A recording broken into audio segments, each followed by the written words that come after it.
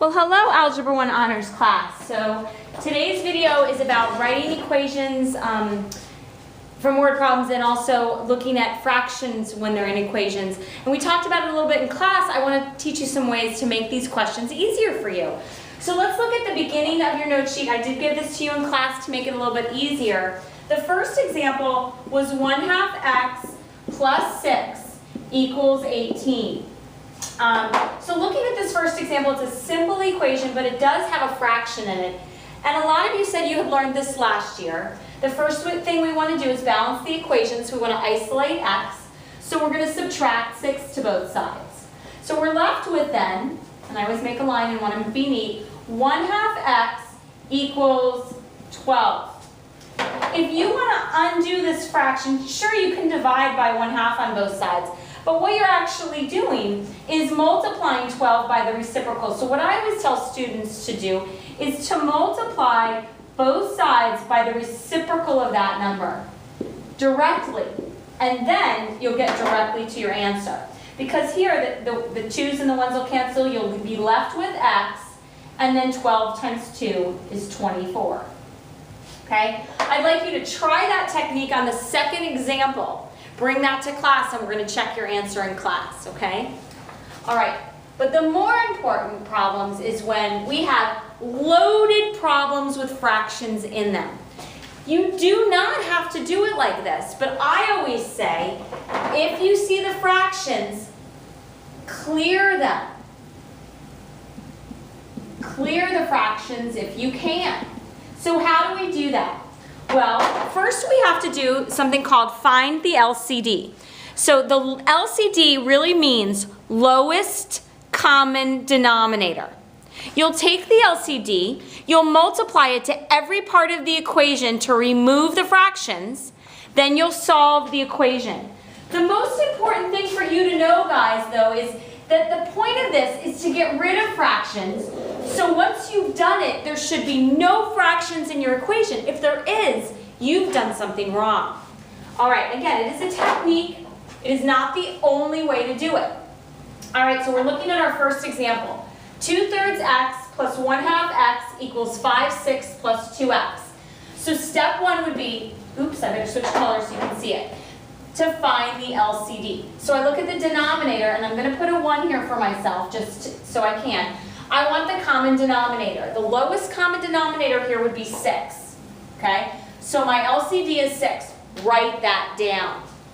Then you need to multiply the entire equation by 6.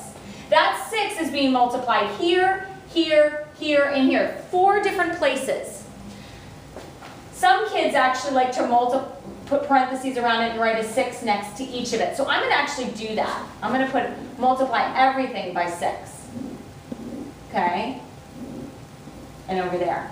So then here I have 6 times 2/3. I simplify then multiply. 3 goes into 6 2 times, left with a 1. 2 times 2 is 4x. Notice, no more fraction. 6 times 1/2, I'm going to simplify then multiply. 2 goes into itself once, into 6 3 times. 3 times 1 and an x is plus 3x. Okay? Notice, no more fractions. Okay. Equals. Don't forget to bring that equals down. 6 goes into itself 1 time. 1 times 5 leaves me 5. There's no variable there.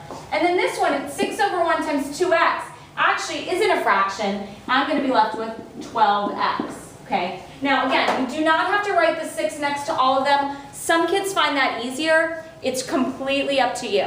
I just want to make sure you realize that LCD has to be multiplied to everything, even the terms that don't have fractions in them. Now it's a simple linear equation.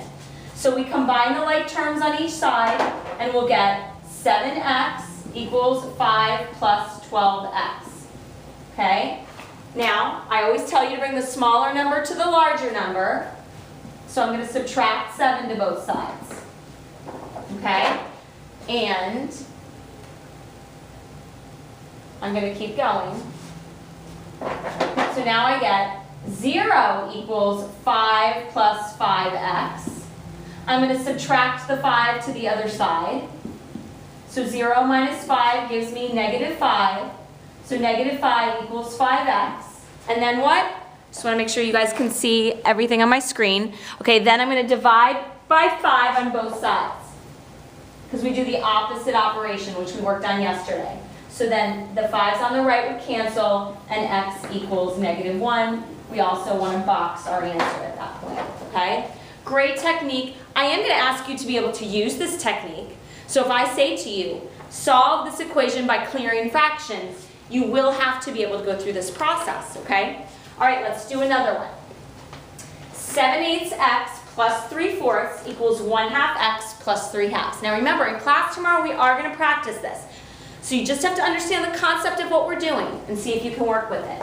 So the first step would be to find the LCD. I look at all the denominators. The lowest common denominator I see is 8. So I'm going to multiply 8 to everything. And I'm trying to be neat here. Okay? All right. So 8 goes into 8 one time. 1 times 7 gives me 7x. Okay? 4 goes into 8 2 times. 2 times 3 gives me 6. Again, I'm always remembering this is clearing the fractions, so I shouldn't have an equation with fractions in it. All right, then 2 goes into 8 4 times. 4 times 1x is 4x. 2 goes into 8 4 times, and then 4 times 3 is 12.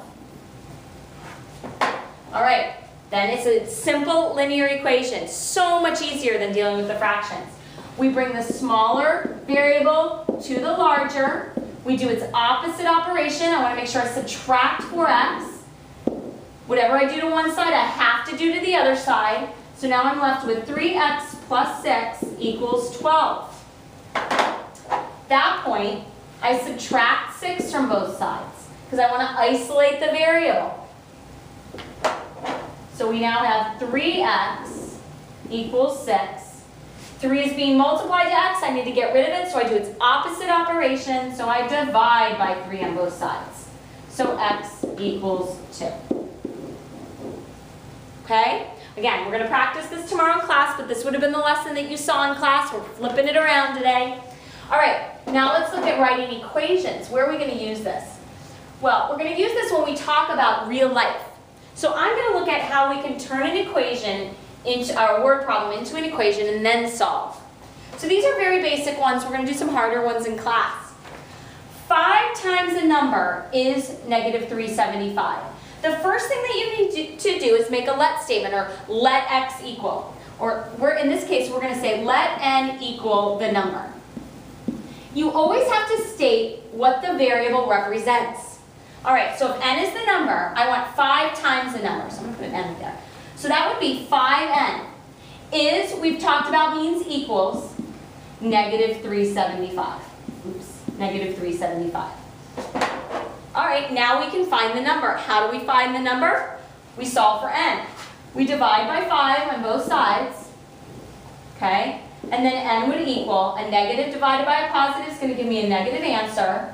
5 goes into 37 7 times, you're left with 2, and so 5 goes into 25 5 times. So the number would be negative 75.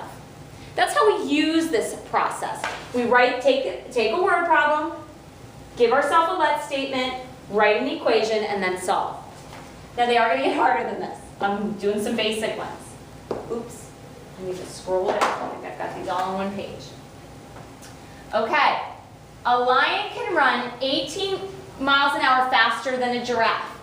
If a lion can run 50 miles an hour, how fast can the giraffe run? Actually, I'm going to skip this one. I want to do this one in class tomorrow, okay?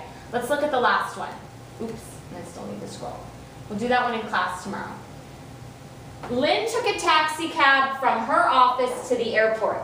She had to pay a flat fee of $2.05 plus 90 cents per mile. The total cost was $5.65. How many miles was the taxi trip? Okay, so let's talk about that. What is the value that's changing every time? It looks like that mile, depending on how many miles she runs. So I'm going to let m equal the number of miles driven. okay? In this case, there is a fee she's always going to pay. No matter what, she's going to pay $2.05, okay? But she's also, plus, going to be charged 90 cents per mile.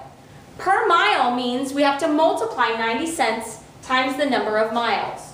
So we would put 0.90 M, because that means multiply. The total cost, total is always indicating that's my equals, okay? So this whole scenario equals 565, okay? So now that we've written the equation, do you know how to solve it? All right, so I hope you do. First thing we want to do is isolate our variable. So we're going to subtract 2.05. There's those decimals, okay? And we're going to get 3.6, okay? So we're left with, these cancel, they balance. So we have 0.90 M equals 3.6. We divide by 0.90, okay? So how many times does 0.90 go into 3.6? Well, basically, how many times does 9 go into 36? It goes 4 times. So my answer is 4. M is 4, but that's not my answer. My answer is answering the question, how many miles did she drive? Okay? So you physically then need to say, how many miles was the taxi trip? It was 4 miles. 4 miles, okay? So we wrote an equation and then we solved it. And again, tomorrow we're going to spend some time working on some harder ones and the next day. So don't panic, but we're going to do probably a good 30 of these. So I just wanted you to see the process. And this is where the real life stuff happens. This is where we take all this math that we're learning and we use it. So it should be more fun for you, okay? All right, have a great night, guys.